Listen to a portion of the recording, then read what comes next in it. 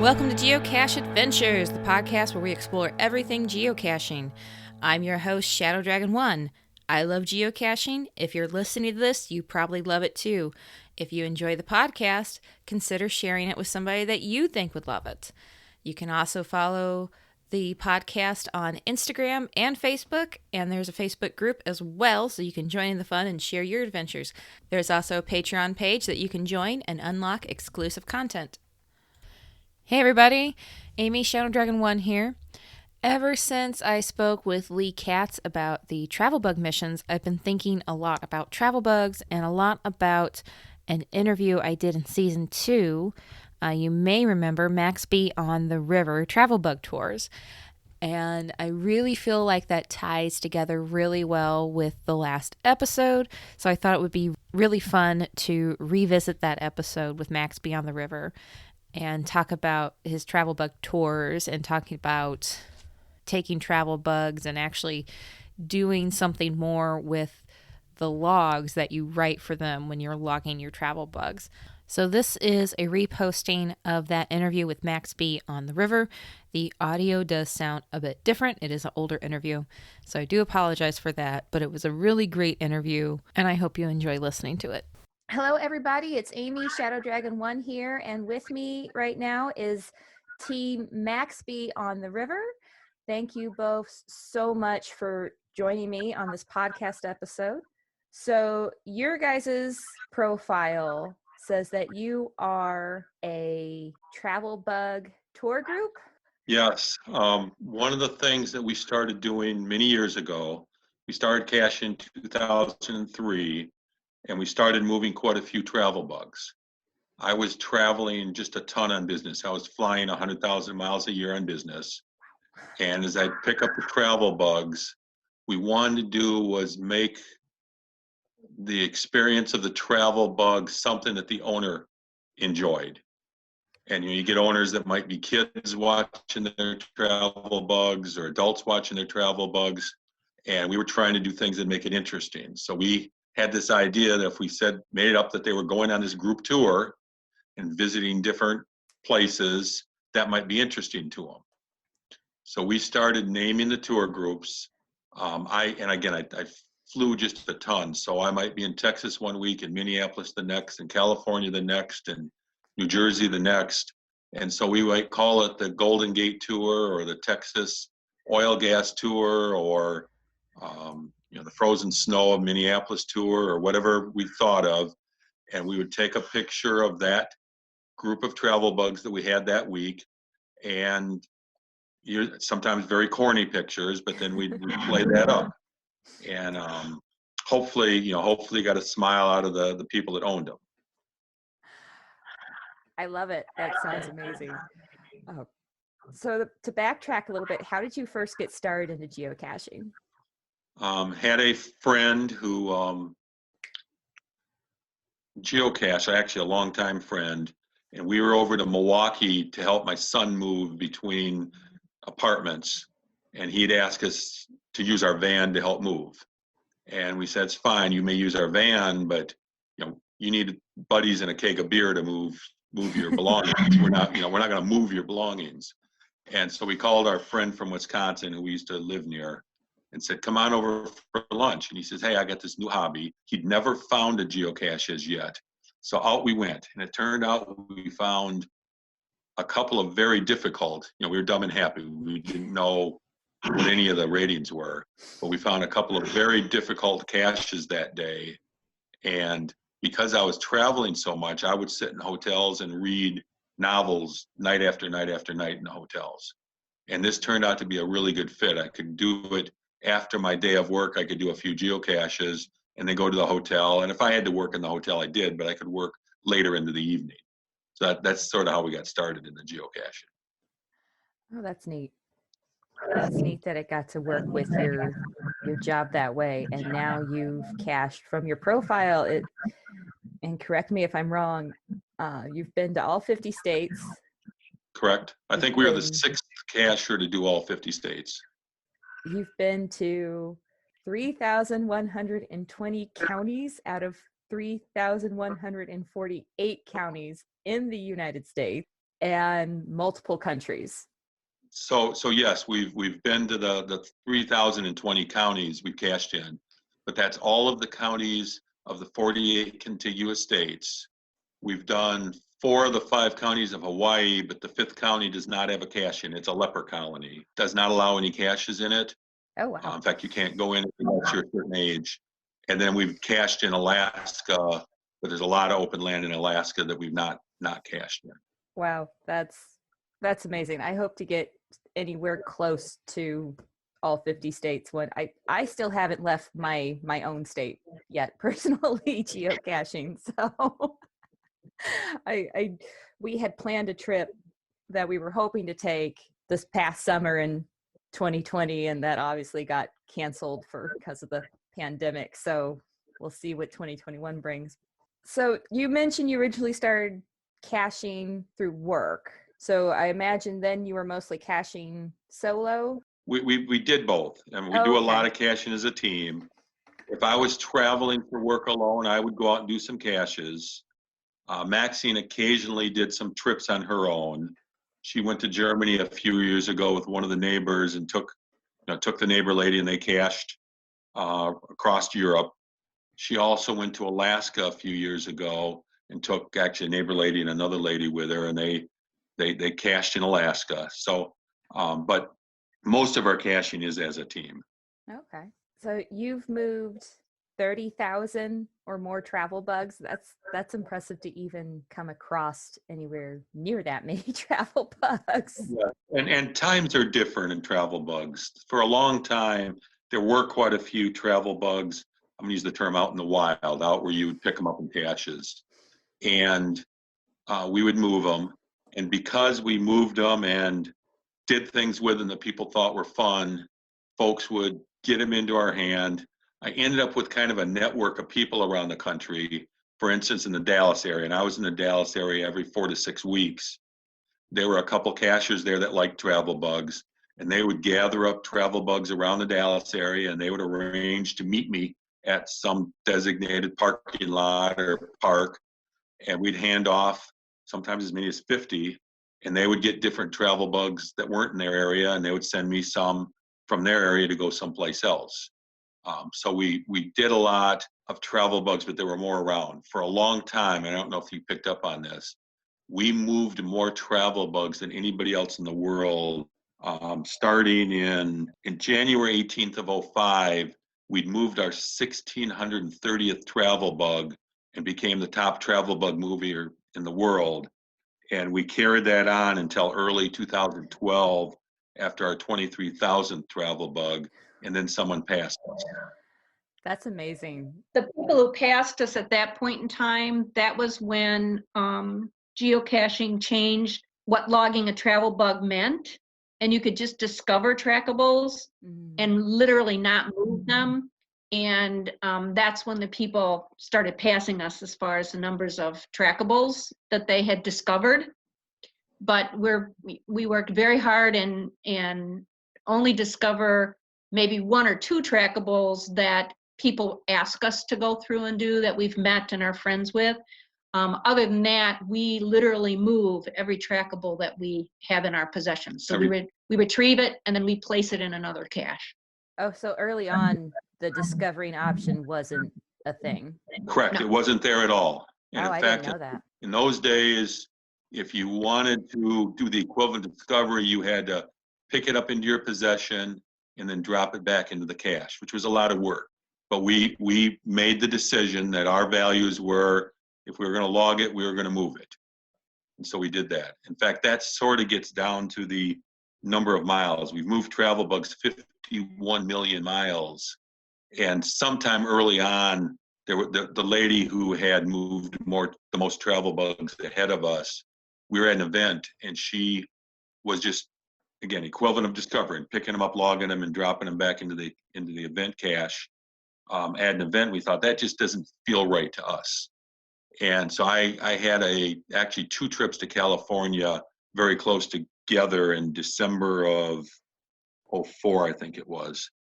And, California and back is 4,000 miles round trip, something like that. but then twice in the same month. So that was like 8,000 miles. So I thought, boy, that's a lot of miles. And I went into this lady's profile and looked at the travel bugs she'd moved and how many miles each had been moved. And they were 234,000, and realized that the roughly 100,000 miles I'd moved in about a month was way more than other people. And then being anal, we've kept a spreadsheet and we've written down how many miles we moved each travel bug. It's not something you can look up, but we've tracked that for all these years. Wow, that's amazing. So how do you figure out who is the top travel bug mover? At the time, and it doesn't exist anymore, Okay. there was a gentleman, I think out of Texas, who would go through and look at profiles, and he compiled this list. And we Okay. kept track of it, but then somewhere along the way he quit doing it. But we were, kind of so high in it, you could see it. And now if you look at people's profile, what it shows for travel bugs are a combination of discovered and moved. Yeah. So it's very hard to see now. Yeah, I love travel bugs and all the different trackables, and I love looking at those maps and seeing all the places all over the world where they've been. Sort of living vicariously through the travel bugs, seeing all those different locations. So you kind of touched a little bit on the types of tours that you kind of did. If you were going to the area, you would sort of call it like mentioned like the Texas oil tour or the snow tour or something. Were there any specific kind of single tours that just really stuck out in your mind for some reason? Yeah, a couple that we had fun. And again, because I was going out every week, I would get home on a Thursday night maybe and be headed out Monday, and we'd be trying to think of what we should have called the tour coming home and the tour going out. And I often tried to stretch Maxine's ability to come up with the right props, because the prop food was corny props. But we had two opportunities to go to Europe, I think in 2005. I might have my year wrong. One of them was 2004. And so one of them I suggested, well, we're going to Germany. You ought to make little lederhosen for each of these travel bugs. So she's making a little doll lederhosen to put on the travel bugs that were shaped that you could put a lederhosen on. And then another point during the year, we had a trip to France, a business trip, and we both got to go on that. I flew so much that I had a lot of air miles, so I could take her along different places. And we made little berets for the travel bugs. And I had fun with it. And again, it was about having fun for the travel bug owner. And we would go to big events years later, and we worked the travel bug area at the Geo Woodstocks for many years, in fact, most of the years. And at those events, we'd have some stranger walk up and introduce himself and say, "You moved my travel bug. You took it to this place in Germany, or you took it to this place in the Netherlands, or you took it here," and they'd remember that, and that put a smile on our face. Did something that gave them joy. Minneapolis, and she had was a clown. He did clown for parties and stuff. Lee Apple Green was his cashier name, but his little girl was disabled, and somehow I got a hold of her travel bug. Took it with me for several weeks. Took it to several places and posted the pictures. And we got this handwritten note in crayon. Hey Maxine, you're the greatest. Thank you for moving my travel bug. Oh, that doesn't tug at somebody's heart. I don't know what would. That is amazing. Yeah, and that's to us, that's what it was about. It didn't matter how many miles we moved them or how many places. It was, we did things for people. We had another, and I'll just go off on another side story. I picked up a travel bug in Wichita, Kansas. It's a lot of years ago, and it wanted to go to Charlottesville, Virginia. And I had a facility in Charlottesville, so I knew I would get there. I just didn't know the next trip that would go to Charlottesville. And so I put a note on it and said, okay, it looks like I can get it to Charlottesville. May take a couple of months. And really didn't get a response from the travel bug owners. But some time went by, and meantime, I ended up with a trip scheduled to Charlottesville. So I said, no. I said, okay, I'm going to be in Charlottesville next week. Is there some place you want me to drop this travel bug, or some place you want me to meet you to hand it to you and that? And then I got a note back. And this family had moved from Ontario, Canada, Toronto or someplace.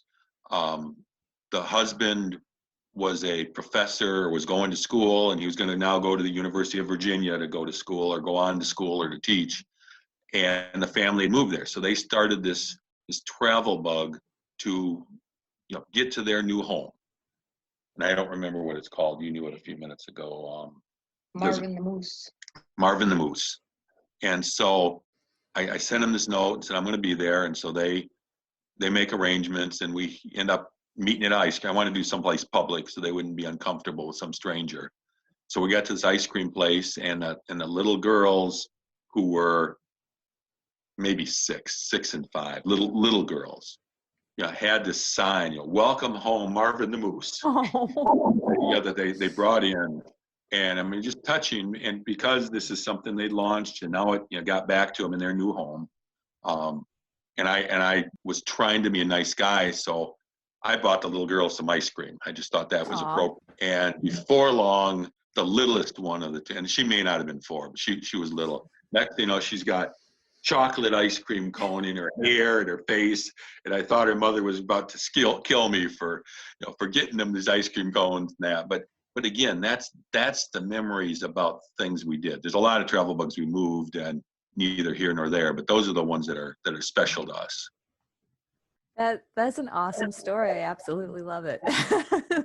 I'm a mom of a 6-year-old myself, and something like that would just make his day. That's the fun kind of things I love to hear about. That's the amazing stories that geocaching has helped people create. That's so cool. You had mentioned prior that you guys ran the travel bug trading area at Geo Woodstock events. Yes, the big mega event that's held each year around the country. It started out, there was an event called Midwest Geobash, and we were involved in starting Midwest Geobash. And just a little while into it, started discovering people wanted to trade travel bugs at these events. And initially it was just people threw things on a table and tried to grab them. And we recognized the need for travel bugs to go the right direction. If the owner wanted it to go to grandma's house in Maine, you ought to try to facilitate it moving towards Maine, and not just randomly whoever picked it up, though it still might do that. And so we set up a system where I think the first time was a round table, had north, south, east, west, and then a travel bug that was anywhere went in the middle. And then over time, we sophisticated it with bins and, in Europe and Africa and Northwest U.S. and Southwest U.S., just different places. And then the mega events, the big events, we went to the Geo Woodstock in Texas, and I can't remember what year it was, 2005 maybe, and got asked to help work the travel bug area there. And then years after that, we had basically ahead of time, the organizing committee would ask us if we would do it for their mega event. And so we ran it every year, really up until this year when Geo Woodstock didn't happen. It was supposed to happen in British Columbia this year. And, but to do that, it took a lot of organization, a lot of equipment. We needed a gang of volunteers, and we would coordinate with the organizers of the Geo Woodstock to get the volunteers for our area. And then we would run that part of it. We'd get the volunteers assigned to different and that. And it was work, but it was one of those things that we enjoyed doing, and something where we could be giving back to the hobby that we love so much. So we've done it for a couple other mega events, other places. The first going caching in Georgia, we ran the travel bug area for. We helped run one up in Canada one year, but just one of those things that we've enjoyed doing. When it was in St. Charles, I think you're from St. Charles or near St. Charles, Missouri. Geo Woodstock was there 10 years ago, plus or minus, and Al Franks or Larry Franks or something like that, and he may not be active anymore, but I think he was part of the committee for the Geo Woodstock, and he started lobbying with us a couple of years ahead of time to ask us if we would help run the area for that event. Oh, okay. So are there any hopes or plans to be able to start doing that again post-pandemic? That there's a Geo Woodstock scheduled. They postponed the one in British Columbia till this year. Don't know if that it'll happen or not happen. We probably are reaching the end of us doing it. We're getting old and to the point where we probably can't do it. It is, it is a lot of work, but it's one of those things we've enjoyed doing, and have had a lot of other people help us and made great friends all over the world through geocaching. We've made fabulous friends all over the country and all over the world.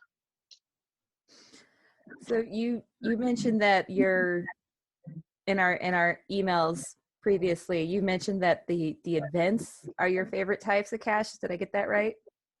Yeah, and we like challenge caches, but the events to us have been great.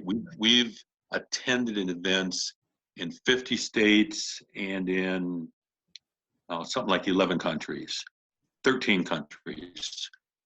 And of course, each event you meet other cachers, and that becomes the value. I mean, I would rather stand and talk to somebody and make friends with somebody about geocaching than to go find 3 more caches. And we've had the opportunity to do that.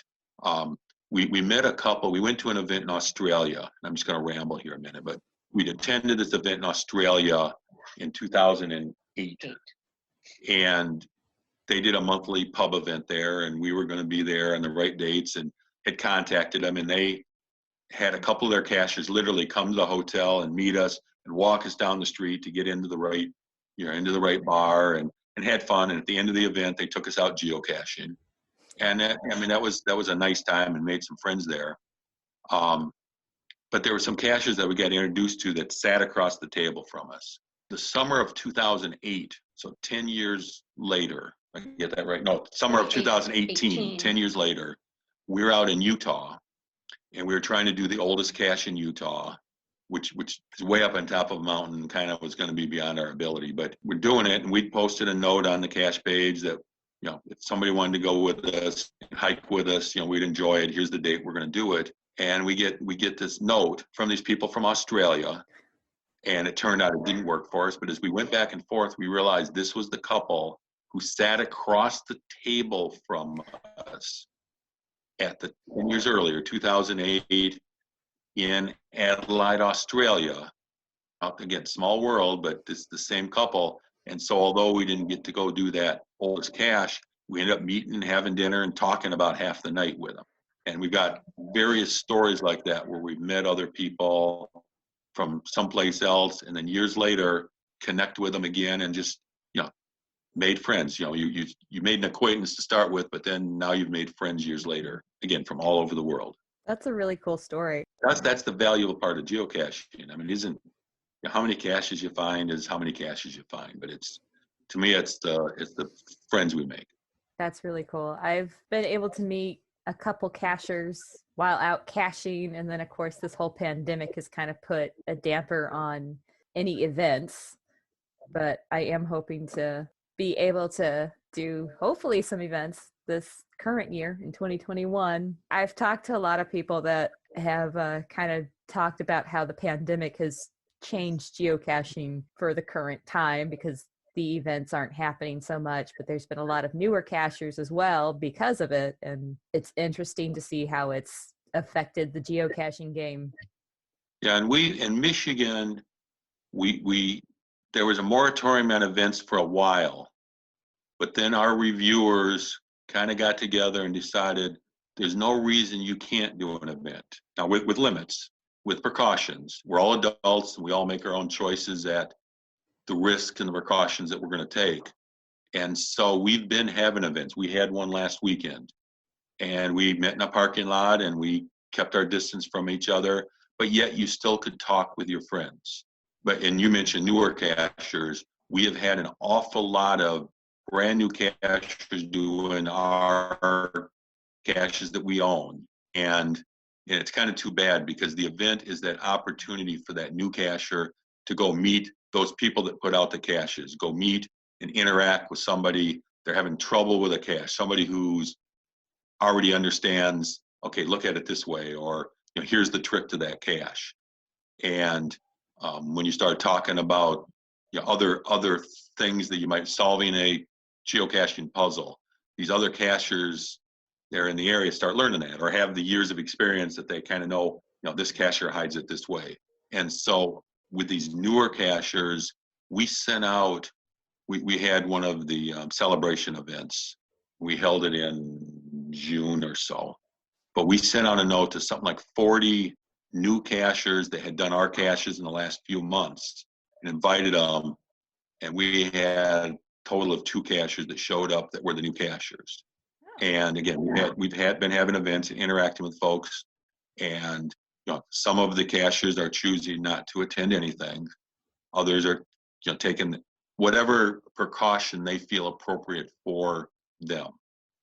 We in June was when we finished all the counties of the continental United States, but as soon as they opened up Montana and Idaho, we headed west, and we felt like we could go geocaching and take precautions and protect ourselves. Getting food to eat was a little bit tricky in some places. Other places it was normal. But Montana is a pretty big state with not a lot of people in it, so we could do a lot of caching and not run into other people, not have to have close contact. So, we've chose to try to keep life more like normal, and that's worked out in Michigan. I know some other places, the state's guidelines have kept people squeezed pretty thin. We in April, I think, we drove to Iowa to go to an event because Michigan didn't have an event and Iowa was having one. And so we drove to Iowa, and they had a hiking event, and we hiked through the woods, separated from other people, but we got to attend an event that month.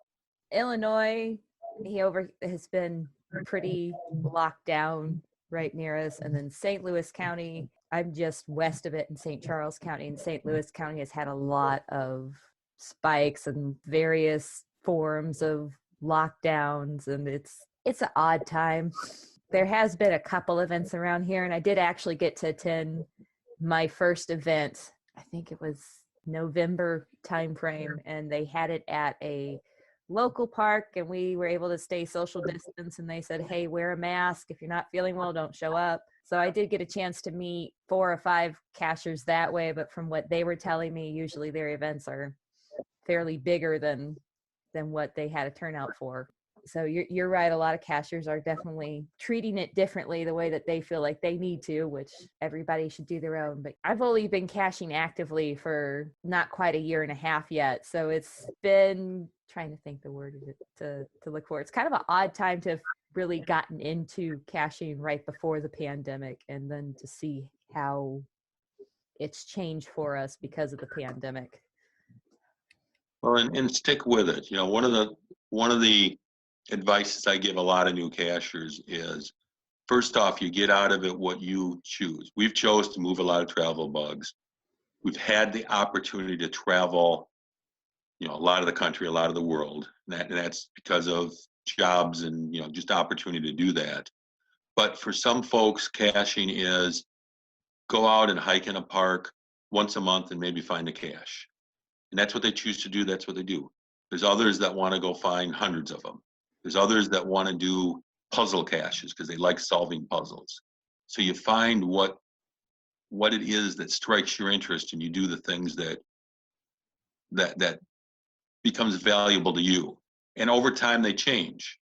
As our times went by, we weren't trying to do counties.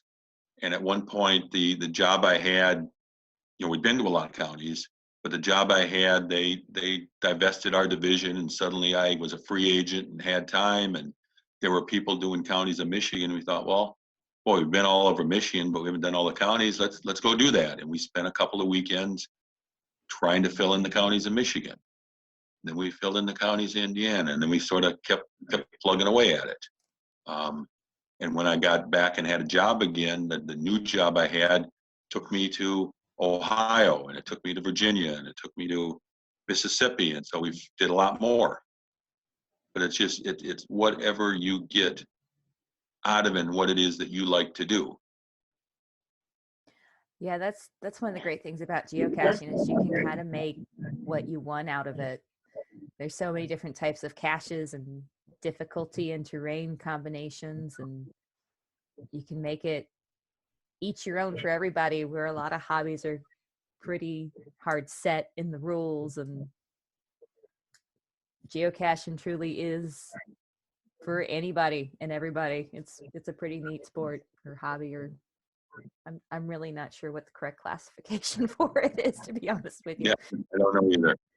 Just taking a look at my notes here. You guys, I mean, your profile is just I have to admit, I'm pretty awestruck when I look at your profile and I see all the different cache types you've done and see all the different places you've gotten to do. It's kind of awe-striking to me. It's pretty amazing.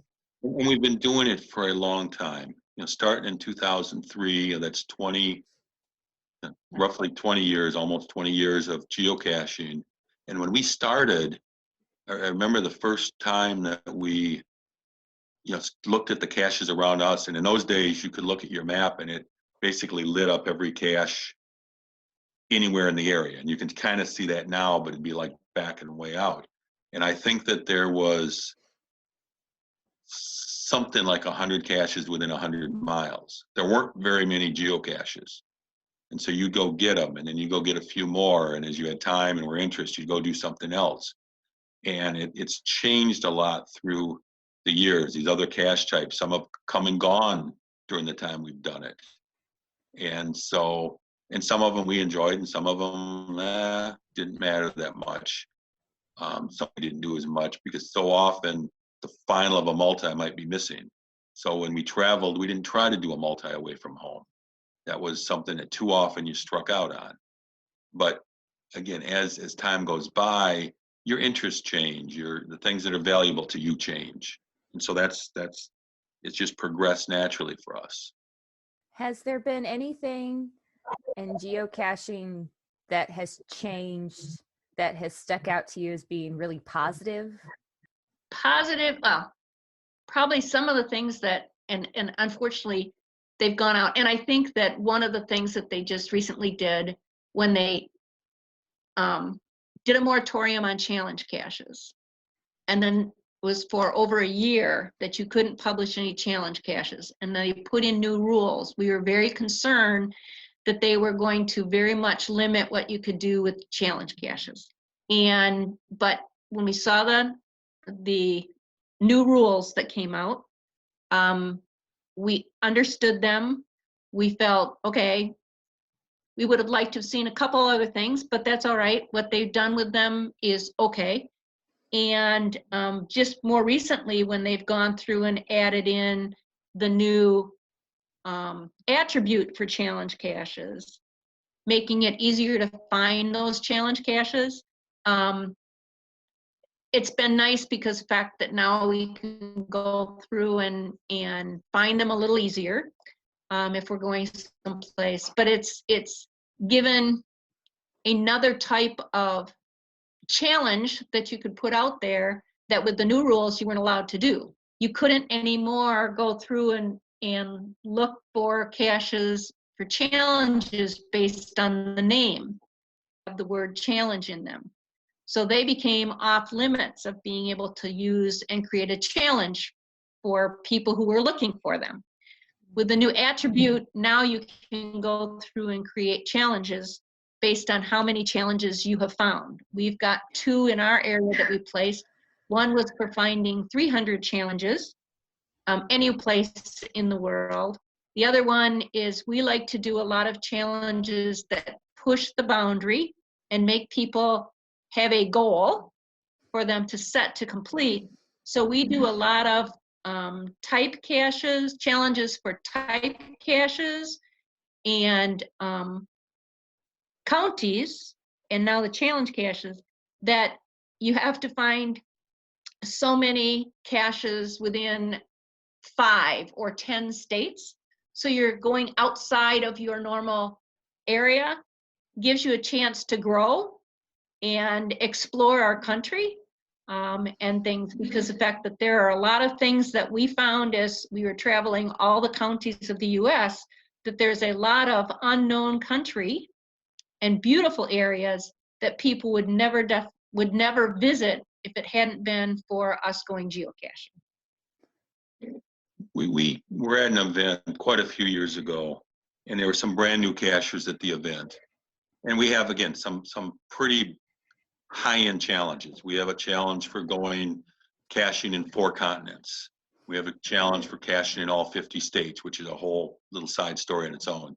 But this event was put on by some brand new cachers, and we made a point of getting there because as new cachers, we wanted to be able to interact with them and have them get to know us, and we invited some of the other active cachers in the area again, so these new people would feel welcome.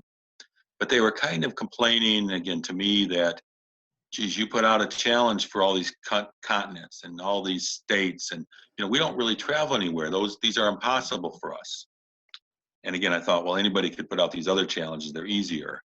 But as I reflected on it over the next several days, I thought, well, maybe that's right. And so we put out, I think, 3 challenges to stretch the brand new cacher.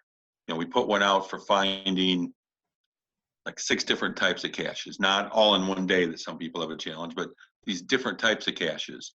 And we included a benchmark in it because not everybody has done a benchmark and knows what they are. And so that's what we did. That would stretch them a bit. We put out a challenge for finding caches with so many favorite votes on them. Again, that causes them to start seeing the caches with favorite votes are something somebody else thought was a good cache. It causes them to maybe go see what people think are the better caches, and maybe they expand their mind towards what is a better cache. I don't remember what the third one is right here, Cold. But we put out these 3 caches. Oh, we put out one, the ABC, to go look for caches starting with different letters of the alphabet. That were allowed at that time. Yeah, that were allowed at that time. So trying to get things and expand out their horizons.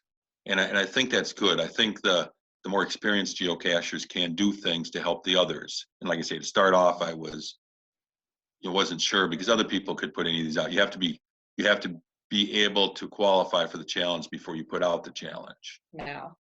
And so it seemed like almost anybody could qualify for those. And I was putting out ones that were a stretch for some pretty busy cachers. The other thing that has happened over the years is the Groundspeak folks have at times put a lot of value into what people were saying in the forums. And there's a lot of people that get in the forums that hide behind their computer and want to complain about things. And they're not even necessarily active geocachers, but they're offering their opinion on whatever topic they may offer it on. And so there was a while when group was taking a lead off these forums and not coming to events and talking to the real cachers. And I think I have to start contacting some of the more experienced cachers, but I think that they were focused on this thing, and they want to get new cachers. That's income to the Groundspeak folks, but they have to be careful that they don't isolate all the existing cachers, because again, we're one that paid for 3 accounts, and we keep paying for 3 accounts year after year. And many of the new cachers will buy their account and maybe in 6 months decide this isn't fun for them, and that's fine, and they will go away. So I think you can gain, I think of how many people I've showed geocaching to and got them involved in geocaching versus what just somebody blind might stumble onto. Now that's our opinion on things, but it is important. I think that's why the events are important, where people can interact with the other cachers and start learning and make the friends. And we had some cachers here a few months ago that we'd met at some event from Iowa, and they wanted to go to New York and get the oldest cache in New York, and we wanted to go to New York. So, well, let's go. And off we went to New York and got the oldest cache in New York, which was just a goal that we'd all had set. I'm rambling, I'm sorry. I love hearing it. This is amazing to me. So obviously community is very important to you guys, the way you're talking about it, which I love that fact. So for somebody who maybe is newer into geocaching, do you have any recommendations for them on how they can really get involved and grow in their geocaching community? I think it's first off very important that, again, when there's events, and you guys aren't having them right now, but when there's events, go to the event, meet those other caches that are hiding the caches that you're looking for. Putting out caches is important, but the guidelines talk about not putting out a cache till you've hidden, I think they say 50. We always recommend about 100. And when we see a new cacher throw out a cache too early, they don't necessarily understand the techniques, the things that they should do, the ability to get the coordinates precise, because you want people to be able to find it. And we will see a new cache come out by a brand new cacher, and it might be 400 or 500 feet off, which means the person looking for it's not going to find it. They're going to have trouble finding it. But those are things that come with having done more caching and interacting with more people. And I think that's important. Again, it's unfortunate that we have these times where events aren't being held, but when they are being held, you learn it. Or if you have someone that's an experienced cacher that you go caching with, that you can kind of learn the tricks, the trade off of them. One of the things that I think is real important for new cachers, and we certainly welcome them, one of the things I really would suggest is the fact that don't just download the app and then just start. Take the time to really watch the videos of what they suggest for taking and doing in caching, how to use the app, if you're using an app, so that you understand all the parts of the app and how important those things are. We had some example. We had some young men who were going through, and they were new cachers, and they were going out and hiding caches, and they were hiding a lot of them. And we'd be going out, and they weren't at the spot that they said. So as experienced cachers, one of the things that we end up doing is we go, okay, we kind of start circling out 50 feet, 100 feet around from where their ground zero is. That's very frustrating for cachers and stuff, for anyone trying to find a cache. And, and we're experienced, so we at least kind of go, okay, this looks like a good spot that we might be the place to do it. Well, one of the things we asked them and talked with them about, they came to our event, and we talked to them, and he says, well, how exactly do you get coordinates for your cache? Well, we place it, then we go back home and we use our computer and 3 different mapping programs to give us coordinates. They haven't even used their phone to give them the coordinates. And when I says, okay, show me how you go through and find coordinates. So they bring up the app, which is fine. And when you put in for a cache, it always brings up the map. And it goes through, and you click on the file and you navigate, and it gives you the map. And it tells you as far as how far away you are. Well, that's fine, but it doesn't tell you a direction necessarily, especially when you get close. So I sat there, I go, do you know this little symbol up here says it's a compass? If you click on that, it will show you the direction you have. Oh my gosh, that's so much easier. And then I said, and if you look at the bottom, it actually gives you the coordinates of where you are at and where you're trying to go. And they go, oh my gosh, you mean I could have found my coordinates right here? I go, yes, you can. And there's an accuracy on the GPSs, depending on how good the satellite signal is, and what's the coverage and how many trees are in the way and all that. It'll say, your coordinates are accurate plus or minus 50 feet, or plus or minus 20 feet, or plus or minus 200 feet. And those are things that if you've cached a while, you start learning. Those sort of things matter, the precision of what you're looking for. And again, these folks, and they didn't know it, not because they're dumb, but because they had no opportunity to learn that. And it was just a matter of letting them know, look here, see what this says? It says this little number, it says plus or minus. Yeah, but I didn't know what that meant. Well, that tells you how accurate your coordinates are. Oh, it could be off by 75 feet. Well, yeah, that's quite a distance when you're looking at a circle. That would be nice for new cachers. I know that they enjoy it, but take the time to go and learn how the app is utilized. Go through those videos. The videos are only like 5 minutes long, or ask and talk to someone else to go through and do it. And we've gone through and made a point of, if something is off, we try and contact the owner. And then we say, you know what, we're more than happy to come out and help show you how to get more accurate coordinates and stuff. And so sometimes we get a good result, and sometimes, well, nope, they're just not interested. And so, we go, okay, and stuff. But what they find is then they get frustrated because no one wants to find their caches. Well, why should I go out and waste an hour and not find a cache when I have no idea where the coordinates are? So that's one of the things that, for new cachers, take the time to do a little research and do some playing with the coordinates before you try and place something. That's great advice. It really is. You've mentioned you've hosted a couple different events. How many events have you hosted? Do you know offhand? I think 150 or something through the years. Wow. An awful lot through the years. But they become social events. Some of them were in relationship to placing out a group of new caches or having them at a given facility. Sometimes when we were traveling, we wanted to be able to log an event in a given place. We were in Latvia or someplace, but we wanted to be able to log an event in Latvia, so we hosted one so that somebody show up so we could log an event in Latvia. And it gives us a chance to meet the local cachers. So sometimes we've done it. Other times when we were traveling, we might contact a cacher in a certain area. We did one in Wyoming. It was a cacher that we had contact with before. We said, geez, we're going to be out there those days. We'd like to do an event. And we kind of started out with, could you recommend a place to host it or a place to hold it? And often they'll write back and tell you what, we'll host it for you if you'd like. And then you get to attend an event in this place and meet the other local cachers.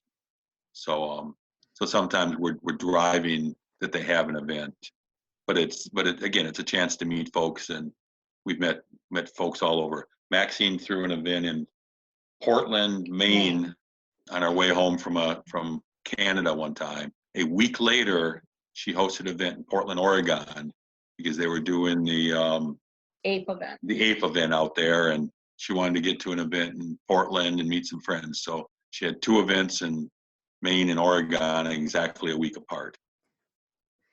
Do you have any advice for anybody who might be toying with the idea of creating an event?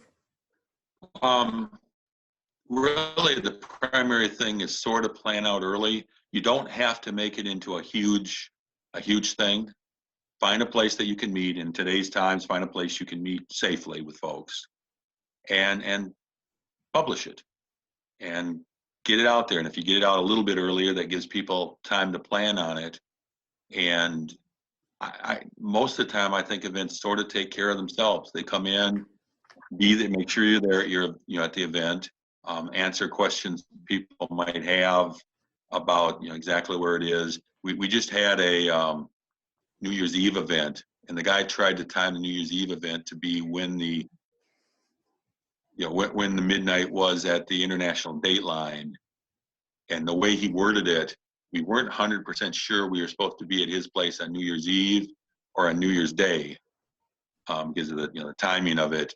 And so we just sent a note and said, okay, you need to clarify for us, because we don't want to miss it. We don't want to be in the wrong spot, but we know New Year's Eve at the international dateline's quite a few hours different than it is here. Midnight there is different than it is here. Do you have any current travel bug tours that you have going on right now? Really not. We've not traveled a lot just lately. I've got an illness going on, so I'm not sure when we're going to get to travel again. In fact, the event we did this weekend was to take some travel bugs we had in our possession and get them distributed around so they wouldn't be sitting in our basement. They'd be getting out to other folks.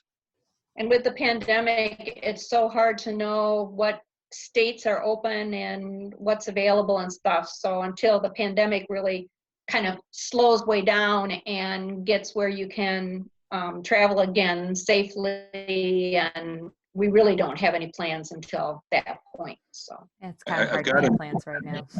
Yes, I've got another story that I'd like to share if you're interested. I'd love to hear it. Back in 2004, at the end of March, I was in Los Angeles on business, And I very commonly from the West Coast took a red-eye flight home. Just the timing of travel, I could fly overnight, get back to Chicago early in the morning, and then get on home. And so after my day's work out there, I went out around the Los Angeles area and picked up several. Got to the hotel and called Maxine with the travel bug number so she could start logging them. Got to the airport. Yeah, I got to the airport. I turned in my car and I'm at the airport. So these travel bugs are coming to Michigan with me at this point. And she's, oh, that one wanted to stay in Los Angeles. And they didn't have papers with them. I didn't know. Ooh, that one wanted to go west on to Hawaii. And that one wanted to go somewhere else. But it's like, okay, it's too late. I said, okay, log them. But log, they're joining MaxB's Around the World Tour. So one of the travel bugs I picked up was a little Millennium Falcon toy, a little Star Wars toy. And so got home the next day and we laid, corny props. We had this, little Hawaiian tiki statue thing. And so we laid out the travel bugs in a chair and we stuck in the tiki thing. And then we pulled it out and we had a little Japanese trinket souvenir type thing. We put it in the chair. We pulled it out and we had something from China and we had something from Egypt and something from Germany and France probably and England and then Statue of Liberty and wrote this very, very long log about, your travel bug has traveled all these things around the world. But of course, with the way that the ground speak computers calculate it, it really only shows distance from point A to point B. It's not going to show the around the world distance. It's only going to show it from California back to Michigan. And after this very long story, now again, I've flown overnight from the end of March. It's now April 1st. So ended up this huge long log with, April Fools. And one of the guys that owned one of these travel bugs was a guy by the name of Tommy Trojan out of California.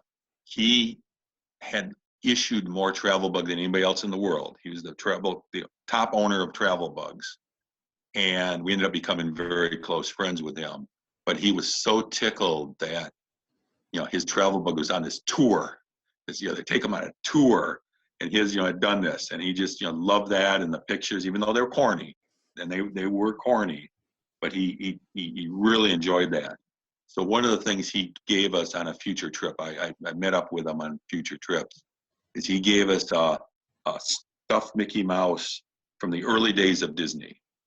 And it was made up like the Disney tour guides. They wore these plaid jackets in those days. And called it Mickey the Tour Guide. And he gave it to us to be our tour guide for our tours. And so Mickey would find its way into the pictures of different tour groups at different times. And again, such a fine gentleman who really loved his travel bugs, and he almost treated them like kids.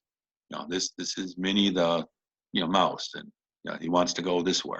So that was one of our fun tour things that really was happenstance, because I picked up something and had to save face from, we're at the airport and they're going the wrong direction. That's a fun story. I love how you were able to turn into an April Fool's joke like that. So just a quick note, the cache highlight for this episode is the cache that was archived, so you're not going to hear the spoiler warning. Don't panic. Unfortunately, you're not going to be able to go out and find this one, but it sounded like it was really awesome, so I hope you enjoy the story.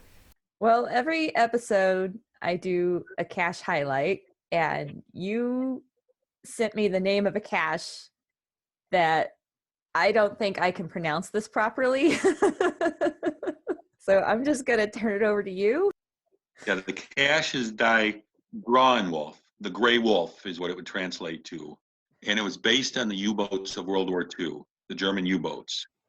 And they were using this Enigma cipher. There's actually been a movie on it in more recent years. But there was an Enigma cipher that the Allies had trouble breaking, but finally did break the code to kind of get an edge on. These boats were sinking ships all over the North Atlantic, these submarines. And So again, this was in Netherlands. We were on our way, I think, to Bahrain for our son's wedding, and ended up with a couple-day layover in the Netherlands and had a chance to go caching. And there were some caching friends that we'd made because they'd been here in Michigan who were kind enough to take us under their wing a little bit. And so the cache was a puzzle cache, this Enigma cipher, and there was an online app that you could decode the cipher, and then it was in Dutch. But these friends of ours were kind enough to help us translate the Dutch. And it said, go to north, 51.47 point blah, blah, blah, and west, blah, blah, blah, blah, or east, blah, blah, blah, I guess it would be there. Which took us to the edge of one of the canals outside of Amsterdam. And so we get to the spot and it says, you will need a bicycle pump, but no fear, one will be nearby. So we get to the spot, look around a little bit, and sure enough, over a little picket fence, there's a bicycle pump leaning against a shed there. You can hear somebody might have stole it, but it's there. And then it says, look for the air valve. So barely sticking through the slat in the fence is the air valve, the end of the air valve. And it says pump 6 times. And out of the canal floated a model U-boat that was about 4 foot long. And up it floats. And the conning tower opens. And inside the conning tower is a little waterproof container with the log in it. And so you could log the cache. And when you were done, you put the conning tower back and you let the air back out, and it sunk down. And being a canal rather than a river, there's no force on it, so there's no downstream pull on it, and it floated back into place. And that was what we thought was the coolest cache we did. And it's since been archived, but it was a pretty cool cache. Wow. I have not yet found a cache quite like that. That is really awesome. Thank you so much for sharing that. And more recently, one of the things that happened, West Virginia Tim was really the first person who really did what are called now gadget caches. Mm-hmm. And he goes through and he does videos on how to go and create gadget caches. So it's very nice, and some of the work that people have gone and put into doing gadget caches and creating gadget caches is very unique, and it is a lot of fun.